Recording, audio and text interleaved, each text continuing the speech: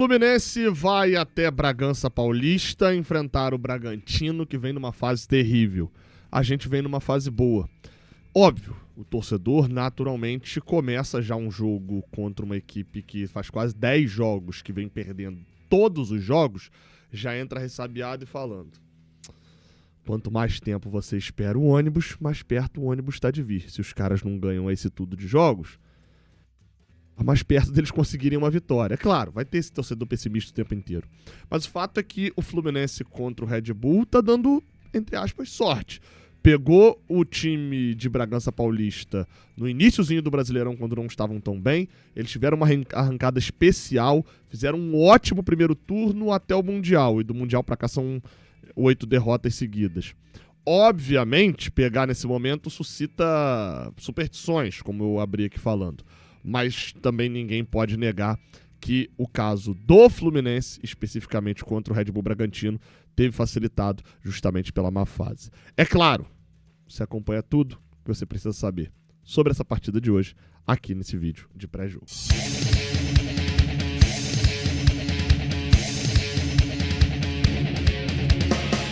bem-vindo, você guerreiro de todo o Brasil, de todo mundo. Aqui é o canal Raiz Tricolor. Eu sou o Gabriel Amaral, eu sou jornalista por formação e sou tricolor de coração. Vamos embora. A gente hoje tem um jogo às 2 da tarde, tá? Diretamente do estádio Cícero Souza Marques. O Fluminense nunca jogou nesse estádio. Estádio bem pequenininho, 12 mil pessoas lá em Bragança Paulista. Por que não estão jogando no Nabi Abichedi? Porque esse estádio está em reforma. Eles reformaram o Cícero Souza Marques para poder jogar lá enquanto reformavam o Nabi Abichedi. O Red Bull investe muito em estrutura também, né? Bem, o jogo é nesse estádio, onde o Fluminense, como eu falei, nunca jogou. 2 da tarde abre a nossa transmissão aqui no Raiz Tricolor. Estarei no pré-jogo, mas não estarei na narração hoje. João Paulo Rocha, nosso narrador, que agora integra também a equipe do Jornada KTO 1902, que engloba ali o Raiz Tricolor, vai estar dando recado direto do estádio. É o que eu sempre falo. Narração é uma coisa de casa, é outra completamente diferente do estádio, então eu não tinha como ir para Bragança. Mandamos um narrador para lá que vai ter uma visão muito mais clara. Acompanhem e elogiem o João Paulo, tá? Elogiem o João Paulo lá, dá uma moral. O João Paulo já fez jogo com a gente, mas cheguem lá elogiando o João Paulo, dando aquela moral para ele vir voando nos gols do Fluminense. Então vamos lá, a partir de 2 horas a gente está ao vivo aqui no Raiz Tricolor já. Vamos falar da transmissão do jogo. Para quem quiser ver com imagens, é só ligar no Premiere, tá? Vai estar no Premiere, mas como eu te falei, o áudio tem que ser ligadinho aqui no Jornada, aqui no Raiz Tricolor. Cara, uma vitória no jogo de hoje pode deixar o Fluminense numa situação extremamente tranquila no Campeonato Brasileiro. Se percebam que eu não disse uma situação boa no Brasileirão. Deixa tranquilo. E por quê? Porque quem está acompanhando de perto sabe que eu vinha falando, olha, a gente precisava ganhar de Fortaleza e Grêmio em casa e fora de casa tem que buscar ponto. O empate com o Bahia com um time alternativo já foi um ótimo resultado, por mais que no último minuto escapando da nossa mão a vitória. Mas foi um ótimo resultado. Ponto fora de casa com o time reserva.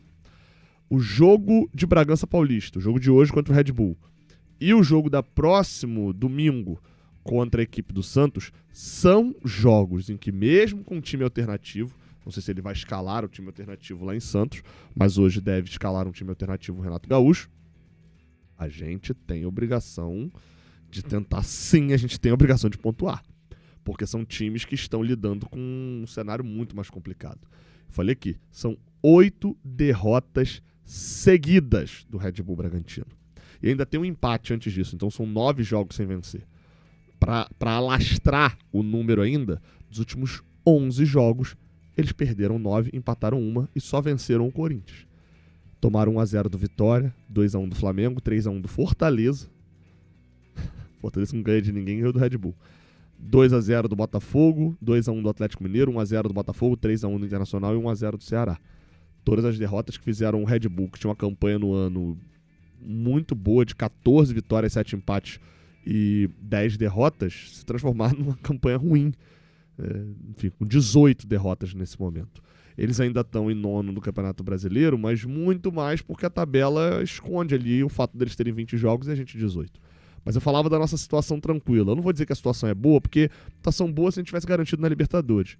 Mas ganhar o jogo de hoje é aproveitar um vórtice que a tabela às vezes abre, um portal que a tabela às vezes abre, para o Fluminense bater, por exemplo, 30 pontos com 19 jogos, fechar o primeiro turno com 30 pontos, o que mostra que se a gente dobrar a pontuação no segundo turno, estamos na Libertadores com 60.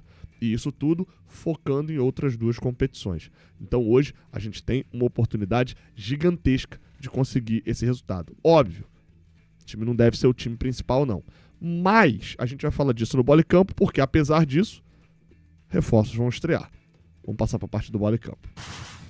Vamos lá, eu vou botar as escalações aí na tela, mas a escalação do Fluminense não está certa, tá?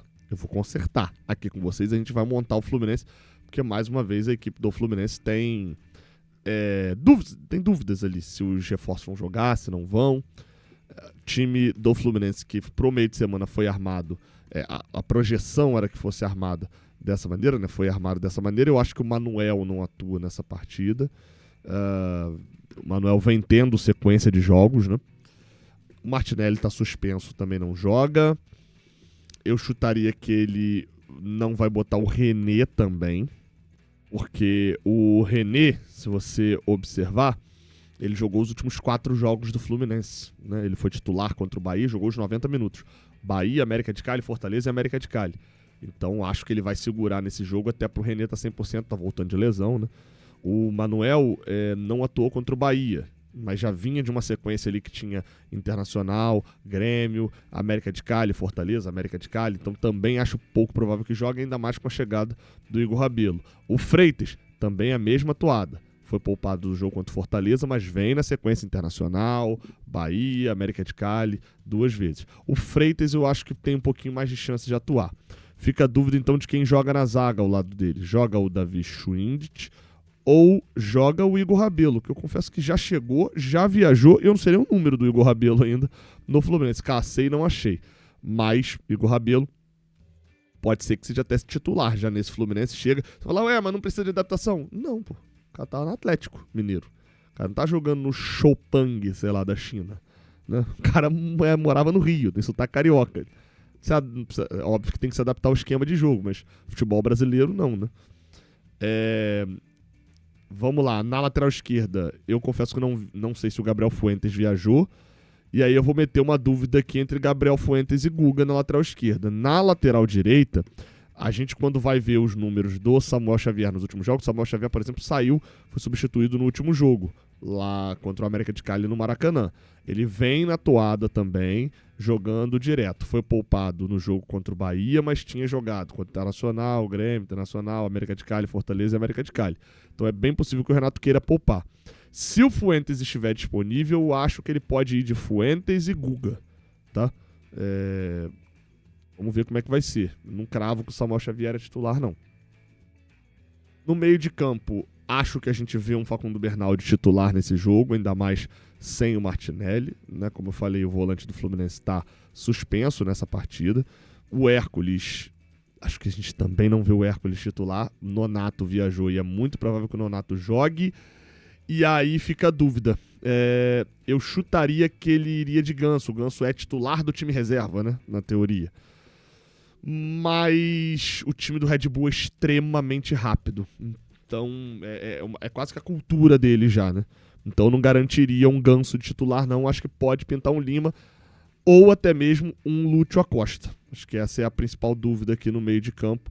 Qual desses 3 vai entrar como titular? No comando de ataque, né? No ataque, não acho que Everaldo, Canobi nem Serna joguem, tá? Estão numa tocada complicada já de quantidade de jogos. Acho que ele vai para o jogo com o nosso queridão Santi Moreno. Acho que vai ter oportunidade de jogar. Vou botar ele pela direita aqui, né? Acho que, obviamente, para o jogo desse sábado, se a primeira informação depois da lesão no joelho do Germancano, né, uma torção no joelho, era de que ele teria condições de jogar, vou apostar que ele vai jogar. O Everaldo viajou, tá? Então, se não for Germancano, se ele não tiver condições, o Everaldo vira titular e aí acho que é menos mal o revezar. Eu acho que ele tá revezando mais o centroavante, porque os dois estão numa boa fase e os dois estavam numa fase ruim juntos. Então, eles estão revezando mais por conta disso, para alternância, do que necessariamente por questão física no caso do Everaldo. E aí a ponta esquerda, a gente não tem o Soteldo ainda, né? Né? Ou vai ser o Keno, em mais uma chance para o pequeno, ou a gente vai acabar vendo um Canóbio e Serna jogando, que eu não acho que seria o ideal para este jogo. Ou então o que a gente vai acabar vendo é jogando o Lima no meio de campo, mais Paulo Henrique Ganso ou Lúcio Acosta, e o Keno fora. E aí ele tentando emplacar um Lima um pouquinho mais aberto pela ponta, um 4-4-2, virando ali um 4-3-3. Acho que são essas as mudanças que o Renato pode fazer, mas acho que ele vai meter os reforços para jogar, tá? Acho possível isso. Acho que dá para chamar de surpresa, não, se isso acontecer. O que também não vai dar para chamar de surpresa é a hora que a KTO tiver uma... Não consegui fazer um gancho, perdão, tá? Eu só queria falar da KTO, eu só precisava te falar aqui que a KTO tem a chance extra, que é muito útil, tá? Que é basicamente você ir lá e poder fazer uma aposta. Praticamente, dá pra quase chamar uma aposta, né? Ter 2 chances ali na KTO. O gancho ficou muito ruim, né, cara? Eu podia ter melhorado nesse gancho. Mas fazer o quê? Vamos lá, ó. Eu selecionei aqui, pra chance extra, 3 itens, tá? Que são o Fluminense fazer um gol lá em Bragança, o Internacional contra o Cruzeiro não fazer gols, botei aqui menos na 0.5, o Inter não fazer gol contra o Cruzeiro, e o Ceará fazer um gol contra o Grêmio. Aí, se eu viesse aqui, essa aposta aqui agora, daria uma odd 5, só que não tá aparecendo aqui, né? A parte da chance extra. Eu tenho que vir na aba promoções. O que é a chance extra, tá? Vem aqui na aba promoções e aceito participar. O que eu preciso fazer?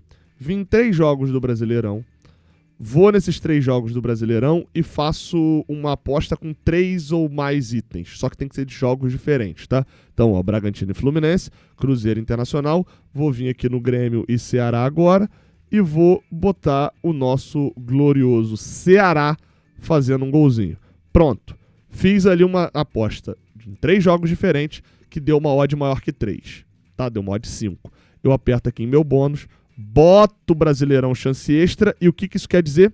Que se eu fizer essa aposta aqui, botar R$10 e a aposta bater, eu ganho 50. Se a aposta não bater, eu amanhã ganho, a partir de amanhã, ganho um direito de fazer uma aposta de R$10 de novo. Exato, eu vou fazer uma aposta de R$10 sem precisar usar do meu crédito, entendeu?